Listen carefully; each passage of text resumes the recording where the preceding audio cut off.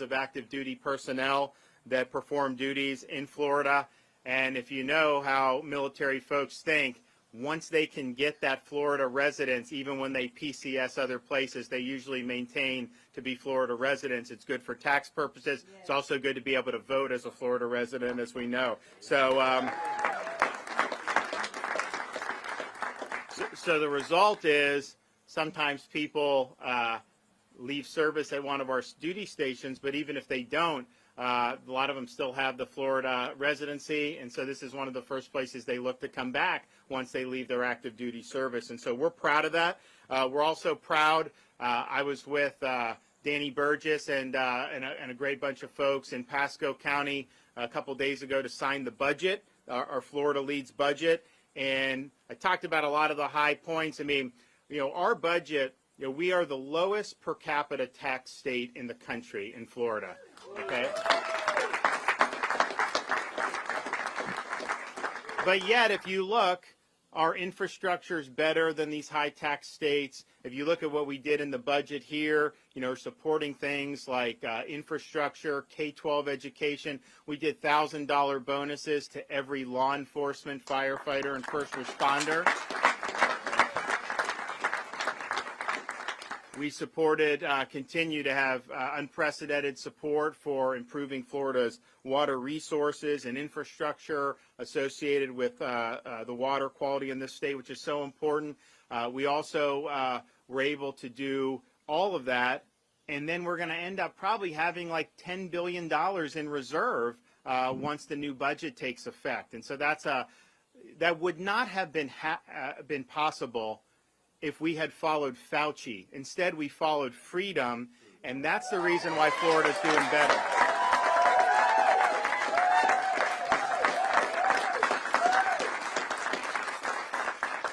And so we're proud of the fact that our kids were able to go to school, people were able to work, our businesses were able to operate, and many of them now are at the point where they're doing better than they've ever done.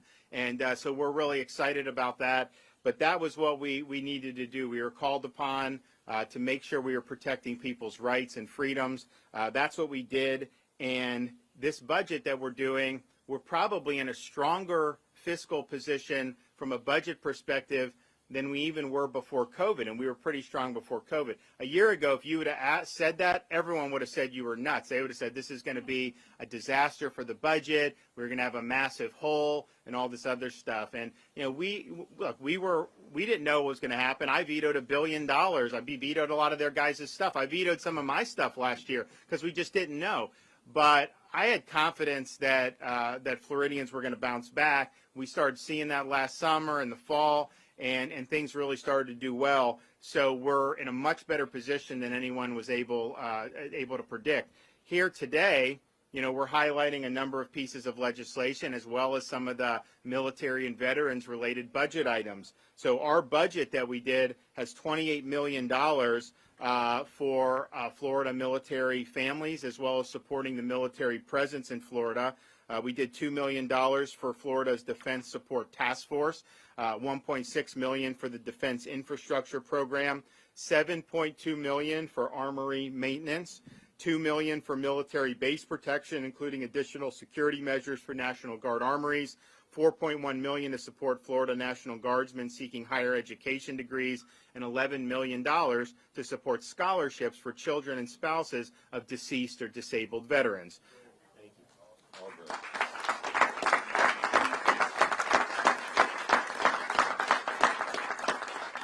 Additionally, the budget includes up to $50 million to construct 2 new National Guard armories in Immokalee and in Zephyr Hills. So it's interesting how, you know, you have a Senate president from Pasco County and they get an armory in Zephyr Hills. But we're happy with that. And so we've also partnered, so the budget support is strong, but we've also worked with the legislature to enact some, I think, pretty significant pieces of legislation. So the first bill I'll sign today is House Bill 429, Purple Star Campuses Bill.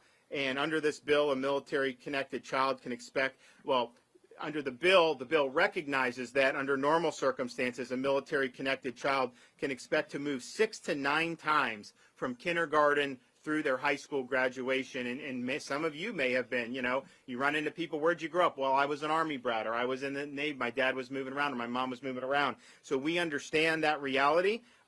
We understand that people are coming and going from Florida all the time. We also understand that there are academic challenges that some of these students face as they relocate to new schools when their parents serving in the military is transferred. So this bill embraces military families and ensures access to Florida's world-class school choice options for every military-connected child. The Florida Department of Education, under this bill, will establish a Purple Star Campus program to identify schools that support military-connected children and to demonstrate a commitment to providing support to military families during their transition. So this will include designating a military liaison to directly support families, updating the school website with resources for military students and families, offering a student-led transition program to assist military students acclimate into a new school, expanding staff professional development training opportunities on issues relating to military students, and reserving controlled open enrollment seats for military-connected students to utilize to ensure school choice no matter the time of year that the military transfer takes place. So we think that that's a good piece of legislation, and we look forward to signing that. We're also going to sign House Bill 435 about veterans training and employment. And what we'll do with this bill is break new ground by becoming the first state in the nation to codify in law a statewide skill bridge initiative that matches service members separating or retiring from Florida's 21 military installations and from those across the country with Florida's boundless career opportunities. We're already hearing this bill will likely become a model for other states to use. This creates a statewide awareness and employment program built on the DoD Skill Bridge program through Veterans Florida, public-private created within our Department of Veterans Affairs, whose purpose is to attract and retain veterans and their families by connecting them to employment, training, and educational opportunities. The Skill Bridge program allows service members to gain workforce training with civilian employers while on active duty during their last 180 days as they transition out of the military, helping the folks that stand the post for us to transition from military life to civilian life is an important function that we need to be able to participate in, and I think that this is really going to be helpful to a lot of veterans. When people are getting out, DOD has different things, but there's not always been a great connection between DOD and the actual communities on the ground. They've worked different ways. I think this is going to help bring that together even more, which is really, really good. We also have and recognize the unique skill set that veterans bring to the table. So I'll sign SB 922, which recognizes that every year about 200,000 service members finish their military service and then re-enter the civilian workforce or enroll in additional education. This bill will authorize state and political entities to waive certain post-secondary educational requirements for employment for eligible service members and veterans. The legislation requires Florida governmental agencies to develop and implement a veterans recruitment plan, which will result in more employment opportunities for veterans. It also enhances preferences given to veterans and their family members when a numerically based selection process is used for hiring. Enhanced veterans preference opportunities expands our ability to attract and retain top talent as another way to ensure Florida remains the most military and veterans friendly state in the nation. And since we're signing these bills today, I also want to let everyone know that on June 9th, when Florida's Career Source Board has their board meeting, which will also be right here in Ponte Vedra Beach, that as part of that meeting, the board will officially be voting on Florida's annual budget for its Workforce Innovation and Opportunity Act funding. This is funding that goes to agencies like Career Source, the Department of Education, and the Department of Economic Opportunity. As part of this, 15% of the funds can be reserved by a state's governor for discretionary purposes to support innovative projects that enhance opportunities for employment and economic opportunity. So I've approved about $26 million as the governor's share for that plan, and we will have at least $7 million and maybe more dedicated to expand employment pathways and support services for Florida's veterans and for Florida's military spouses, and we'll be focusing specifically on homeless and disabled veterans. These $7 million in funds will provide targeted in-demand employment opportunities through career, training, and support services to active duty military spouses and veterans facing barriers to employment. So unemployment for veterans increased like everybody in 2020. Labor force participation decreased in 2020. We want to get that back and rebound. Things are rebounding generally, but we want to make sure the veterans are leading the fore. So we are going to be able to use these funds to do a lot of stuff to help veterans: housing assistance, financial counseling, access to military benefits, mental health and substance abuse counseling, transportation, and child care services. So I look forward to them approving that plan next week. I think it'll be a really good plan, and I think it yet again shows that Florida is here to stand with the men and women who've stood by us. So I want to thank everybody.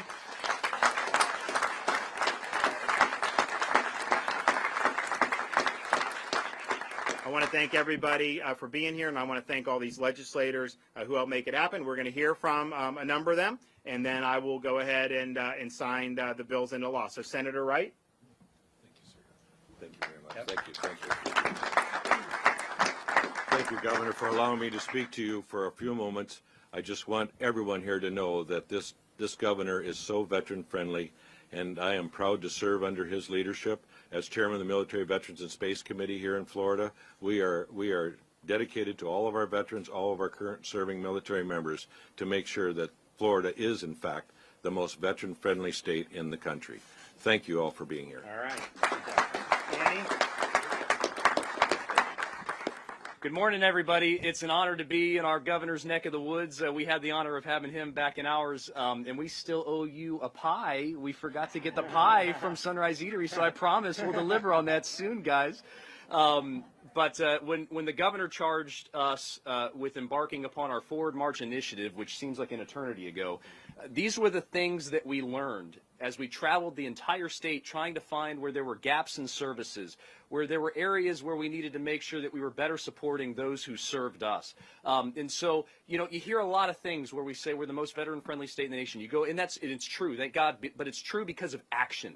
Because it's one thing to say it, and it's another thing to take action. And we are very blessed to have a governor and a speaker and a Senate president who ensure every day that we're caring for those who cared for and looked over our shoulder and cared for us. And so these are products of those initiatives, of those discoveries, and that drive and desire to make sure that not only are we the most veteran-friendly state in the nation, but that we make sure that as veterans are starting their lives after service, learning how to take that uniform off, because we do such a good job of teaching them how to put it on, we don't necessarily do a great job of teaching them how to take it off.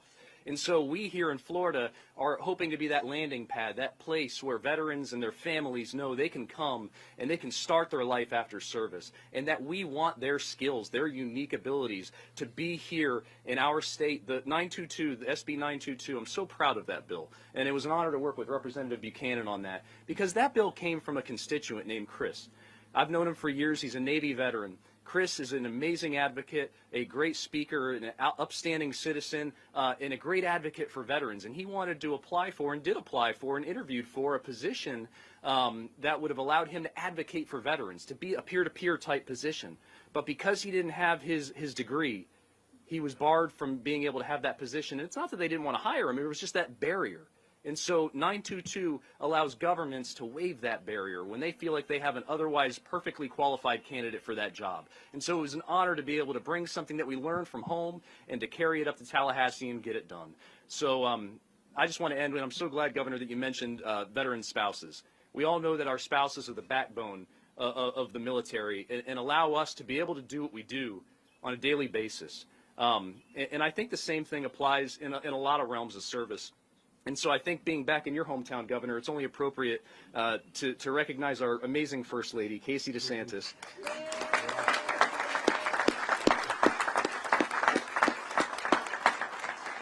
And your three wonderful, beautiful little children. They are just amazing, and I want to thank you, myself and my family, thank you for sharing your daddy with us, because Florida is so much better off because we have your daddy as our governor.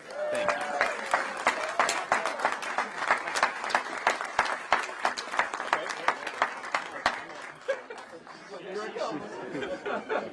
So cute.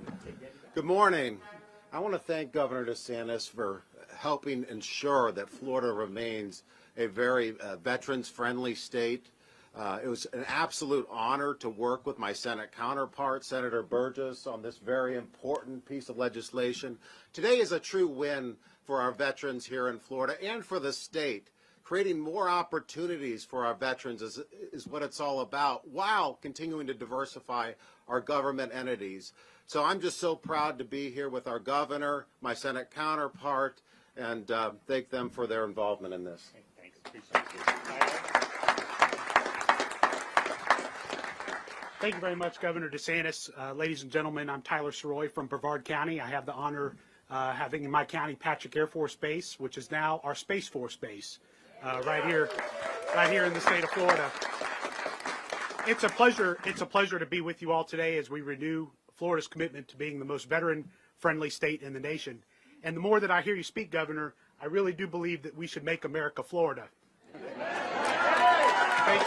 you very much.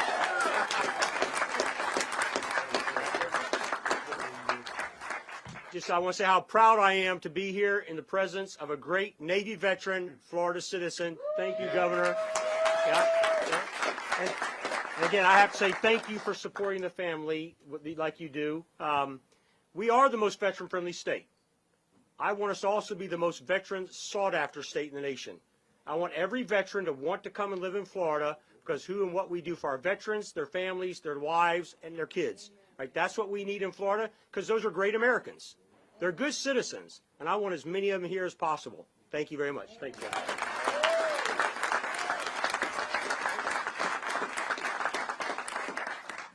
Sure you don't want to say anything? Okay. He's busy preparing for hurricane season. You know, we look at this time of year, and you never know what's going to happen. I'm going to ask First Lady to come up in a minute. You know, it's interesting. I think about this area. When we got married, we bought our house. It was like 2009. The market was at the bottom. So then we moved to Tallahassee, and we were just like, you know, we didn't know. So we sold the house, made a lot of money. But if I had just left it vacant and just, I mean, everything's going up so much. I mean, we're totally priced out of the market. So, but we appreciate it. We also appreciate all these guys that have worked hard to support our veterans. And you know what? The people that wear the uniform in our country, they deserve our support and respect. But so do the people that wear the blue and support our public safety every day.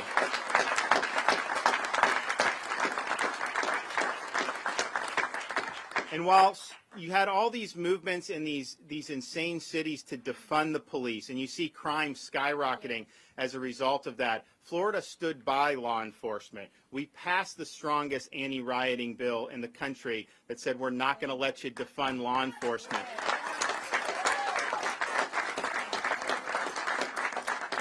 And while they were trying to defund law enforcement, we said we'd fund them and then some. And these guys in the legislature approved at my request $1,000 bonuses for every law enforcement, fire, and first responder of the state of Florida. So we're proud of the accomplishments. We're going to sign this into law first, but first the First Lady is going to come up. And I think this is going to be Mason's first ever bill signing. Madison's a pro at it, so you can kind of come up. Right, here, why don't you stand on this side of that? So we practice this. So you know what they say about practice. We'll see how it goes. But some people are saying, you know, why are you tempting fate bringing two small children, obviously, to a press conference with cameras where things could go a little awry. But I think it's really important for our family just to say thank you to all of those who have put on the uniform and have served their country with honor and distinction. And not only that, to the families. As a wife of a Navy veteran, a sister of an Air Force pilot, the sister-in-law of an Air Force pilot, the granddaughter of a Coast Guard veteran who served in World War II, it just means a lot. And so it's honestly an honor and a privilege for our family to be here to say thank you, and thank you to the legislature for signing this historic legislation. So thank you.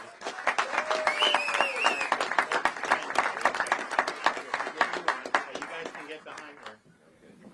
Is today the 4th? 4th? Yes.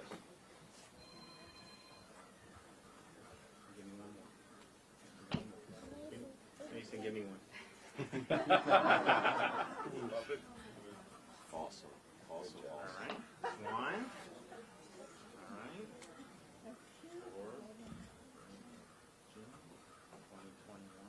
buddy. You got one for me? He put his paw print. Oh, yes. Okay, last one. Good. Here we go. All right. We only have 2 left. We only have 3 left.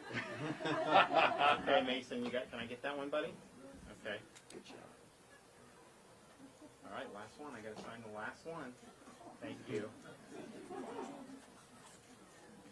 All right, we've got 1. 2.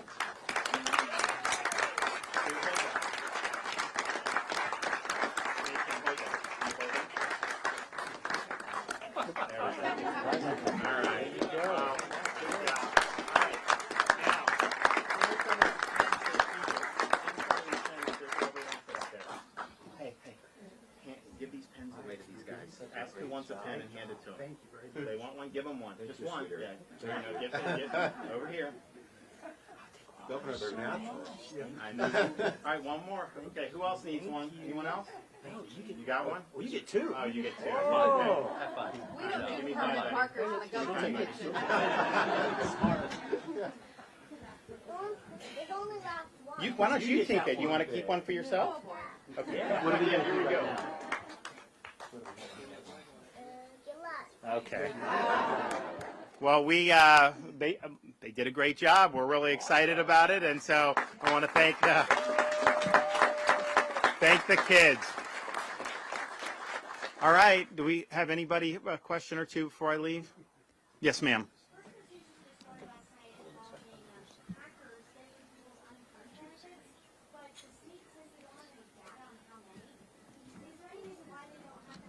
So the question is about trying to hack things like unemployment benefits. Well, I'll refer you to Dane Eagle. I can tell you, Florida, we've prevented billions of dollars in people trying to steal unemployment benefits. And some of these other states, they've lost tens of billions of dollars. You look at like a California. So we absolutely have data on some of the, I know we did $1 billion prevention of theft just in January of this year.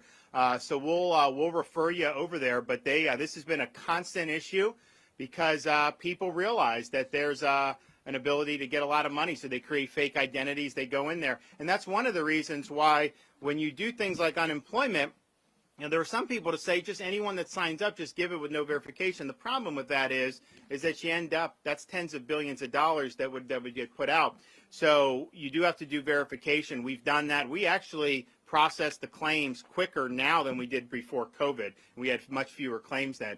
But the fraud is a big issue across the country. I think Dane and DEO have done a good job, but there has been fraud everywhere. I think there's been less in Florida than some of these other states. But this is a cottage industry that's going on right now. Yes, ma'am.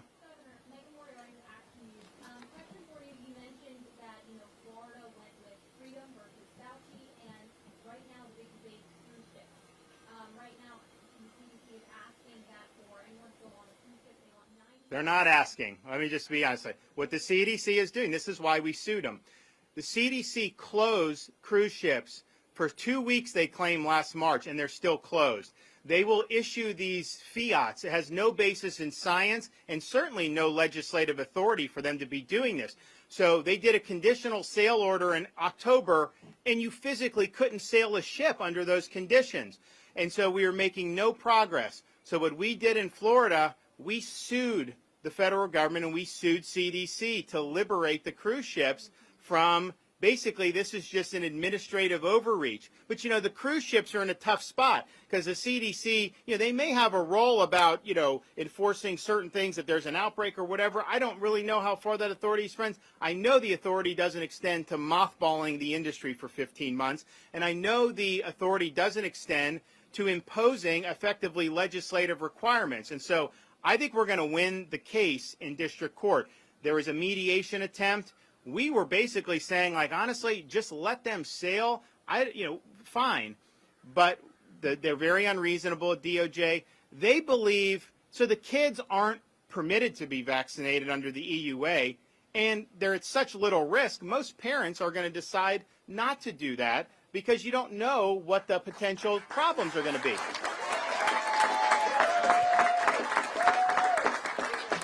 But CDC says that you have to have like 95% have to be vaccinated. That means you cannot have families going on these. And so they're issuing those dictates. And so if we win the case, it opens up. They will all sail out of Florida. They will all do it consistent with Florida law. We are not worried about that in any way, shape, or form.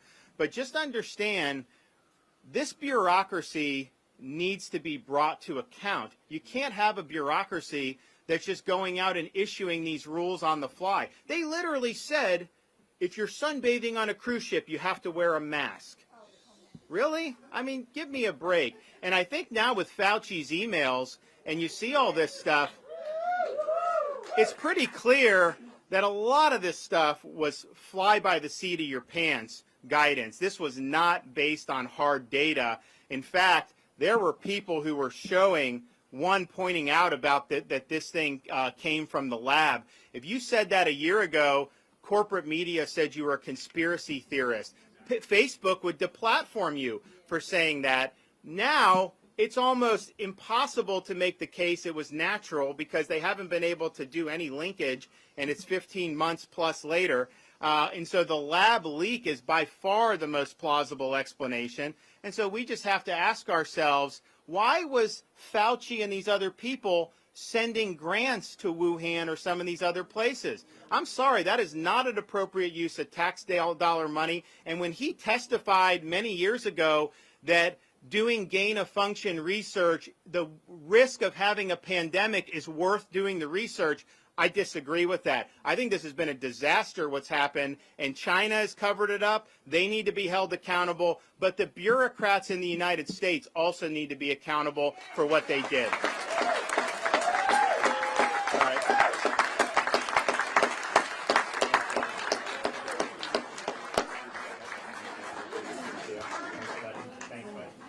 All right, you guys ready? Oh, good. Good. Hey, Madison. Madison, look at this coin I got. You like that? You want to hold it for me, or you want Daddy to hold it? Okay, all right. Say Semper Fi. Yeah, sure. Hey, how are you? All right, where are we going to do it? All right, where are we going to do it?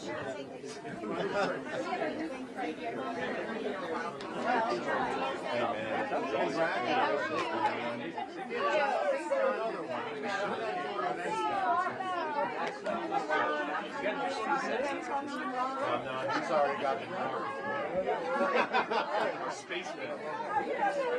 You know the Starliner has You should try to see it.